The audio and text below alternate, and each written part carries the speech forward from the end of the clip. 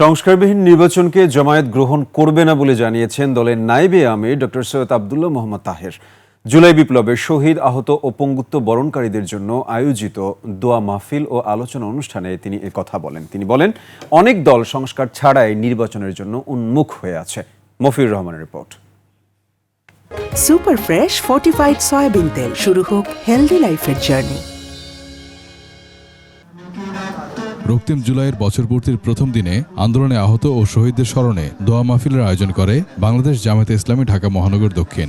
অন্যতম একটি দৃষ্টান্তকারী বিপ্লব।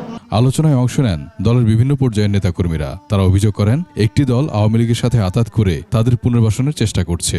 আজকে কেন সেই শহীদদের, হত্যাকারীদের বিচার কেন জোরে সোরে আপনারা চাচ্ছেন না?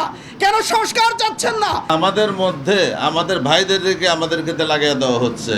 তার অনেক লোকরা তারা পারচেজ করে ফেলছে ইতিমধ্যেই। আমরা হয়তো কেউ কেউ তাদের সাথে যোগ সাজস করে তাদেরকে পুনর্বাসনের জন্য চক্রান্ত করে তাদের সাথে লিপ্ত হতে শুরু করেছে।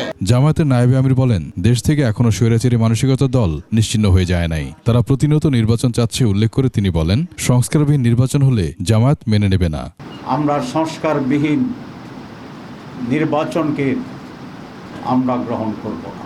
সংবিধান পরিবর্তনের যে ধারা আমরা দিচ্ছি সেটাকে আমাদের সংস্কারের ভিতরে এটাকে আমাদের অবশ্যই মানতে হবে। যদি না হয় আমরা আবার সংগ্রাম করব।